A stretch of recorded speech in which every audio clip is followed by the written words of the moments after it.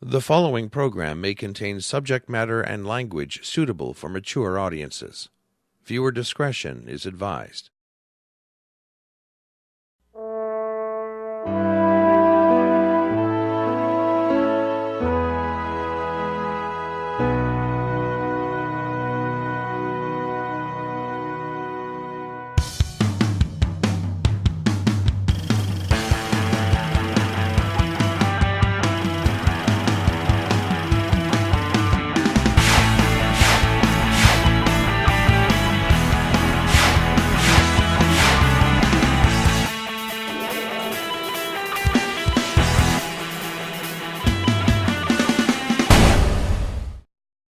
Greetings, welcome.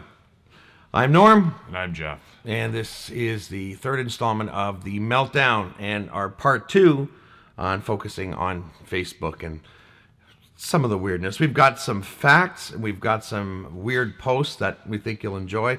But we do want to start off on a little bit more serious note this episode and talk about something called Facebook depression. And Jeff, I think I'm just going to turn it over to you. Yeah, well, I've heard about this phenomenon, and I've sort of experienced it, the few times that I'm on Facebook, and it feels like everybody else's life is completely perfect. And of course, I want my friends and family to be happy.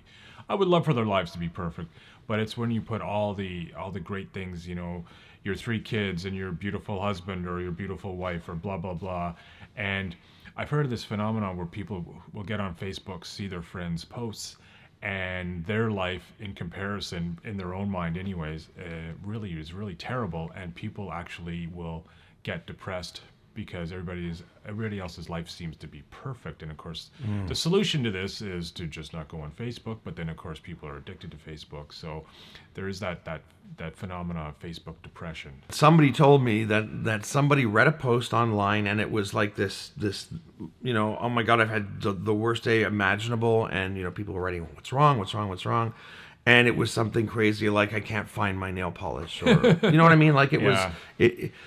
And the thing about Facebook, about messaging, about texting even, that I think each of us will read our own tone into what we're reading, and some people will read tone into what we've written.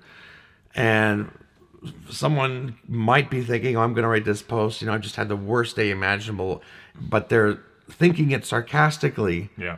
But it doesn't come across that way necessarily. So there's that danger. But Facebook depression, as you talked about it, is a real thing. Let's offer a solution. What can people do to not let these other posts and stuff, mess with their heads and make them feel inadequate?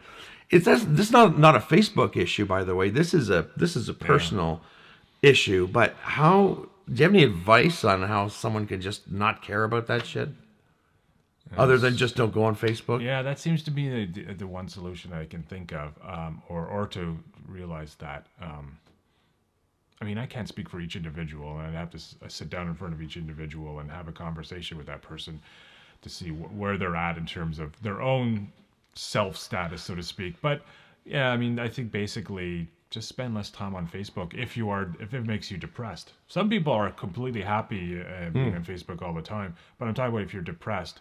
It's one of those things where it's probably better that you spend less time on Facebook if it makes you depressed. If you get on there and 10 minutes later you're like, oh, my life sucks in comparison to other people. Then you have a problem. Yeah. I think the old adage works. If it hurts, stop doing it. Yeah, exactly. Okay, now let's lighten it up a little bit with some more facts. Here's an actual fact. According to Zephoria, as of July 2017, there are 83 million fake profiles. 83 million fake profiles. That's a lot. That's ridiculous. Yeah. Again, that's more money than I've made. Well, working in retail. Yeah, working in retail. Okay, fact number 2. Every 60 seconds on Facebook, 510,000 comments are posted. 293,000 statuses are updated, and 136,000 photos are uploaded. That's it's a fact. Yeah. There's nothing entertaining about that, but it's a fact. Fact number 3, 50% of 18 to 24-year-olds go on Facebook when they wake up. Imagine that. First thing you do when you get up in the morning is what? Grab your phone. Yeah. See if you got any messages. See what everybody else is doing today. See if you're popular. I don't know. I don't get that. And if you're not popular, you don't get out of bed. No, actually, if you're not popular, even more reason to get out of bed. And become because who popular. cares if you're popular or not? It doesn't Become matter. popular. Yeah. Do something. Yeah. Last fact.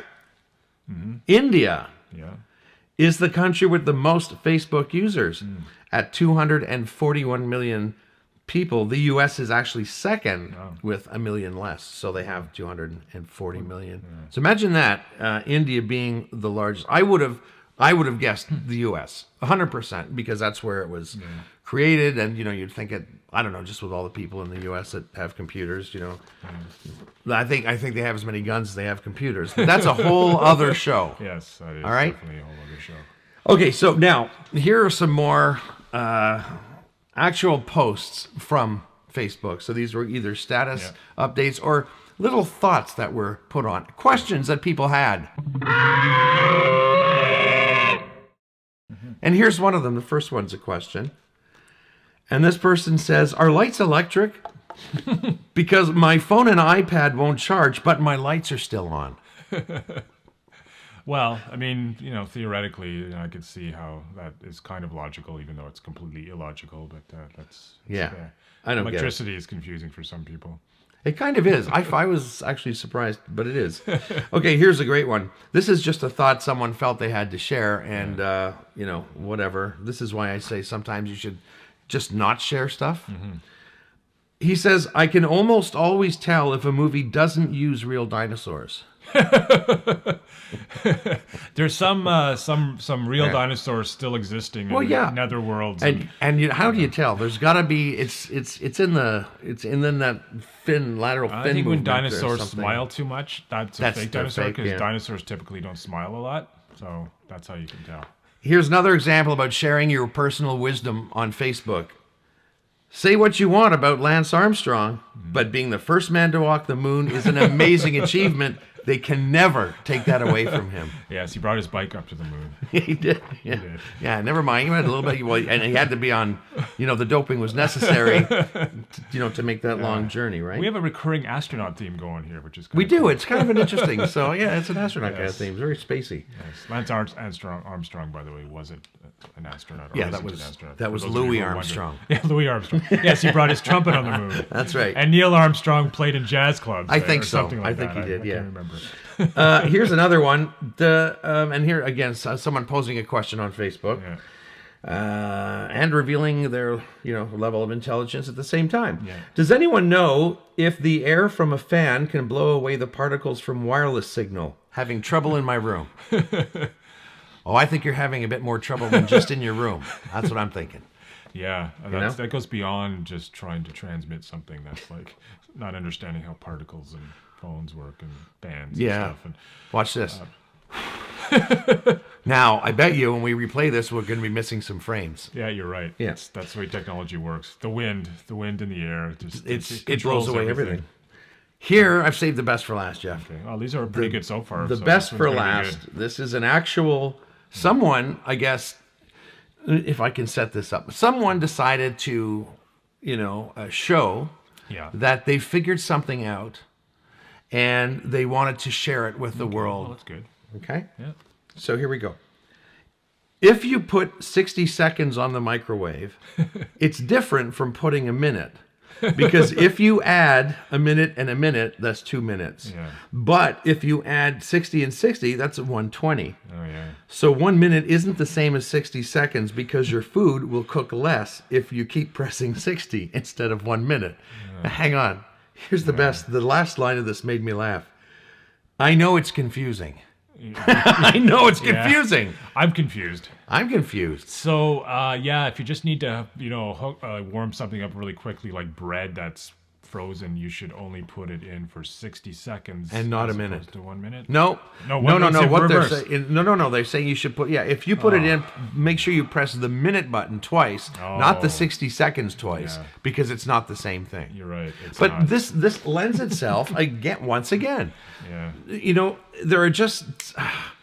The problem is when you post these things, people, for the most part, by the time you realize how stupid you were and that you need to take it off of there, if you can even figure that part out, It's already been seen by so many people. Yeah.